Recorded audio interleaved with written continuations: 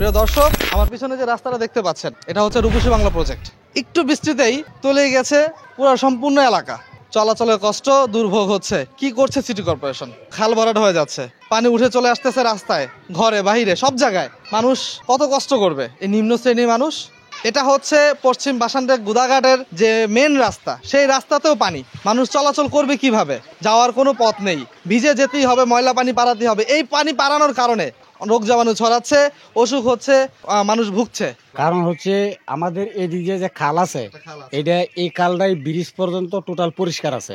পানি যে জায়গা দিয়ে নামবে মানে সামনে, ওই সামনে আটকায় রাখছে, মানে ওই দিকটা খাল চিপ হয়ে গেছে। হ্যাঁ, ওই খালের ওই পাশ দিয়ে আটকানোর কারণে যার পরে এই পানিগুলি নামতে পারতেছে না। এই কারণে আমাদের এই ভোগান্তি। এই খাল যদি সামনে দিয়ে পরিষ্কার করে দেয়, পানি 1 ঘন্টার ভিতরে দৌড়াইলে। যেমনটি দেখতে পাচ্ছেন, আমি দাঁড়িয়ে আছি পানির একদম মাঝখানে। মানে আমার কোমর বরাবর পানি চলে আসছে।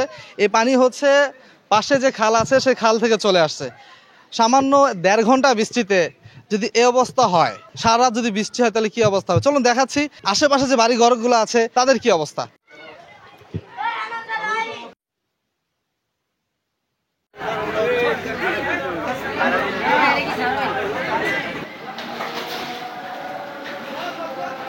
ঘর আব্দুল হাওলাদার গোড়ার দিয়া বান্ধে তুই পানি খাল কাটে না, পানি নামতে না, এই জন্য পানি বৃদ্ধি হয়ে গেছে।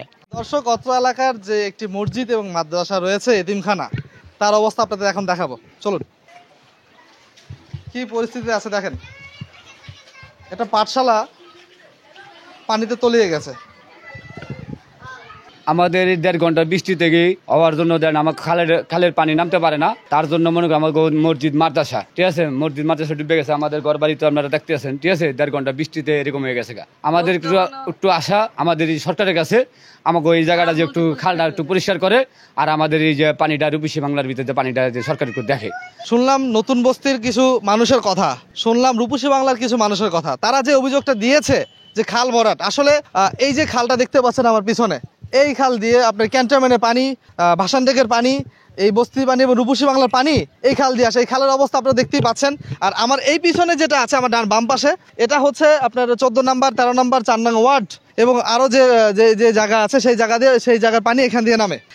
এই খালটা ভরাট হওয়ার কারণে এই পানিগুলো নামতে পারছেন। আপনি দেখতে পাচ্ছেন কত ময়লা আছে এই খালটায়। এই খালটা কত ময়লা আছে, এই ময়লার কারণে পানিগুলো স্রোতে নামতে পারছে না। এবং কি সেই সাথে সাথে এই খালের যে সাইডে জায়গা ছিল সরকারি জায়গা, বিত্তশাল ব্যক্তিরা সেই জায়গাগুলো দখল করার কারণে আজকে এই পানিগুলো জমাট হয়ে যাচ্ছে। ভুগছে সাধারণ মানুষ, বস্তির মানুষ, অসহায় মানুষ, যারা নিম্ন আয় শ্রেণীর মানুষ যারা বস্তিতে থাকে, তারাই ভুগছে, নামতে পারছেন। আপনি দেখতে পাচ্ছেন কত ময়লা আছে এই খালটায়। এই খালটা কত ময়লা আছে, এই ময়লার কারণে পানিগুলো স্রোতে নামতে পারছে না। এবং কি সেই সাথে সাথে এই খালের যে সাইডে জায়গা ছিল সরকারি জায়গা, বিত্তশাল ব্যক্তিরা সেই জায়গাগুলো দখল করার কারণে আজকে এই পানিগুলো জমাট হয়ে যাচ্ছে। ভুগছে সাধারণ মানুষ, বস্তির মানুষ, অসহায় মানুষ, যারা এই যে খালটা গত বছর, আগের বছর খনন করলো, বেকু নামালো, খাল খনন করেছে, কিন্তু এই বছর, কিন্তু তার আগের বছর কোথায় ছিল? এই খালের একবারে মাথায় যে চিপিয়ে ফেলেছে, মানে কমিয়ে ফেলেছে জায়গা। খালের যে জায়গাটা ছিল, প্রশস্ত ছিল, সেই প্রশস্তটা কমিয়ে ফেলেছে। কেন কমিয়ে ফেলেছে? কারা কমিয়ে ফেলেছে? আপনারাও জানেন, বিত্তশালীরা। আমি আগেও বলেছি, সবচেয়ে নিপীড়িত, নির্যাতিত লোক হচ্ছে নিম্ন শ্রেণীর মানুষ এবং নিম্ন আয়ের মানুষ।